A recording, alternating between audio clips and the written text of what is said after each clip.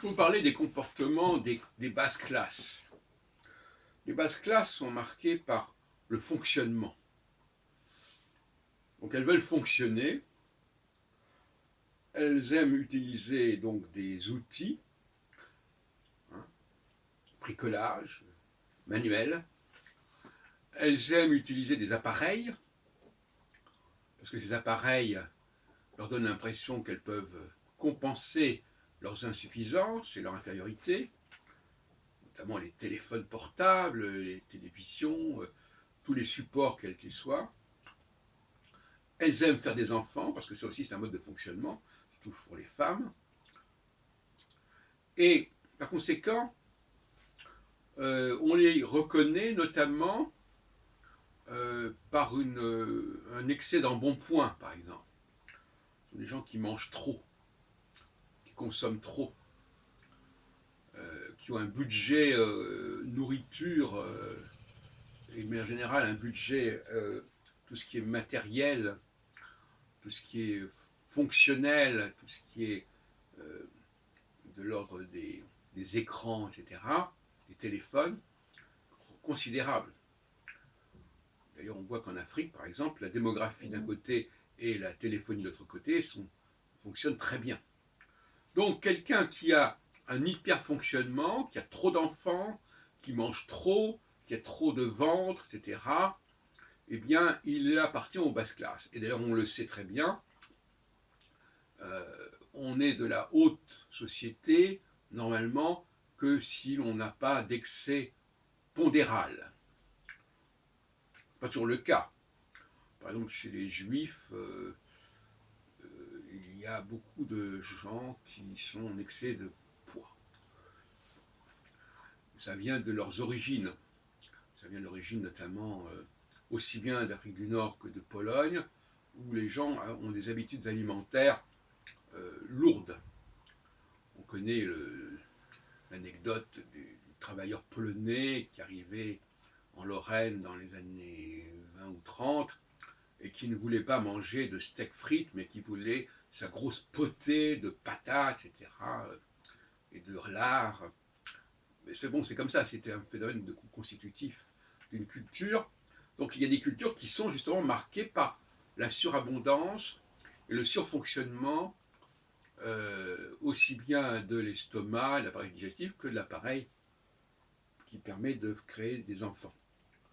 Et inversement, dans les classes supérieures, il y a une sobriété, je ne parle même pas de l'alcool évidemment, il y a une sobriété à tous les niveaux, que ce soit la fumer, boire, manger, baiser, etc. Tout ça est beaucoup moins dominant normalement. C'est pour ça d'ailleurs qu'un DSK, cet homme politique qui a fait scandale pour des raisons sexuelles, ben c'est justement ça le problème, c'est que quelqu'un qui est en haut ne doit pas montrer qu'il a un hyper-fonctionnement en bas. Il ne doit pas déroger à son statut social. On n'a pas assez mis l'accent sur cette question-là. Et puis je terminerai sur un autre point qui est mais enfin, peut-être que j'en aborderai ça dans une autre vidéo, parce que c'est un peu spécifique. Mais d'une manière générale, donc, le besoin de fonctionner, de faire fonctionner son corps, c'est très mécanique finalement. On est dans une mécanique. Et même dans la lecture, par exemple, on dit souvent qu'il y a des gens qui, quand ils commencent à lire un livre, ils le lisent jusqu'au bout, ben, il y a une espèce de comportement automatique. Voilà, on vous donne le livre à lire, que vous le lisiez à voix haute ou pour vous-même, eh ben, vous allez le lire jusqu'à la fin. De la même façon que, bon, voilà, on vous présente une pièce de théâtre ou un film ou n'importe quoi, une musique, il faut l'écouter jusqu'à la fin. Dire le terme qu'on emploie très souvent, qu'on entend souvent, c'est j'ai pas terminé. J'ai pas terminé ce que j'avais à dire, comme si on avait des choses à débiter de A jusqu'à Z, ce qui est ridicule dans un débat. Il n'y a pas à terminer, il y a à échanger des arguments. Bon, on écoute ce que l'autre dit, etc. Il y a une écoute qui se fait. Mais justement, les personnes qui n'ont pas terminé, on a l'impression parce que l'oralité, elle, normalement, elle est ouverte, elle n'est pas fermée. Un texte écrit, bon, il est ce qu'il est. Il est écrit, voilà, il y a le début, il y a la fin. L'oralité, elle le commence, mais elle n'a pas de fin. Puisque d'ailleurs, on ne parle pas pour soi-même. Hein. On peut écrire pour soi-même, on parle à quelqu'un d'autre. Même si on peut écrire à quelqu'un, mais enfin, en général, quand on écrit, on écrit. Donc on écrit, et puis il y a un commencement, il y a une fin. L'oralité, il n'y a jamais de fin. Et donc, par conséquent, les classes inférieures, elles préfèrent l'écrit, parce que l'écrit, c'est un objet. C'est un objet, il est là, je l'utilise, je le sais le faire fonctionner, je sais le lire, je peux le lire pour moi-même, je peux lire ça. Alors que l'oralité, c'est pas un objet. L'oralité, c'est quelque chose qui vient du corps, qui est organique.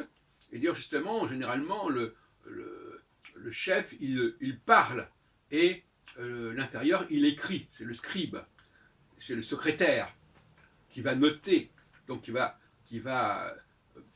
qui va créer de la fonctionnalité à partir d'un texte, à partir d'une parole, d'un verbe. Le verbe, quand on dit un verbe, quand on dit le verbe de Dieu, on ne pense pas forcément à des écrits. Même si, effectivement, force est de constater que dans l'Exode, on nous dit il y a les tablettes de la loi. Bon, les tablettes de la loi, donc c'est écrit. Mais d'une manière générale, le verbe, c'est pas écrit. C'est-à-dire, c'est pas inintéressant que Saint Jean commence son évangile, selon Jésus-Christ, en disant qu'au commencement était le verbe. Bon. Donc là aussi, il y a un problème intéressant, c'est que beaucoup de gens sont capables de lire un texte et elles ne retiennent pas la parole. Il faut une concentration particulière pour être dans la parole. L'objet, voilà, savoir lire, c'est beaucoup plus facile quelque part que d'écouter l'autre parler, et d'écouter ce qu'il dit, et de comprendre ce qu'il dit, et de réagir, et d'entretenir une discussion à bâton rompu avec une personne. Généralement, la personne va, tout au mieux, elle va entendre un son qui va déclencher chez elle une sorte de disque. Souvent d'ailleurs on dit de quelqu'un, voilà, tu vas ressortir ton disque. Et les gens sont capables de répéter 10 fois la même chose, comme notre ami Valentin dans nos cafés philo McDo, il va débiter tout le temps la même chose à quelques minutes d'intervalle, et chaque fois qu'il entendra un mot, il va sortir un... Bon, et ça c'est un comportement mécanique, un comportement machinal. Voilà, donc voilà, les basses classes, elles sont marquées par l'utilisation des outils.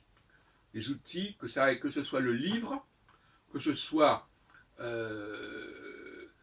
les outils que nous avons en nous-mêmes, les appareils, l'appareil digestif par exemple, que ce soit l'appareil génital, c'est quelqu'un qui est marqué par les outils, et ça se voit par une sorte d'excès de la fonctionnalité, excès de la démographie, excès de la nourriture de bas niveau. Bien sûr, il ne s'agit pas de choses extraordinaires, mais on va se remplir, on va être plein de soupe, on va être plein de gluten, de pain, le pain étant la baguette étant l'aliment de prédilection des basses classes, etc. Hein, on voit les gens qui se baladent avec des tonnes de pain.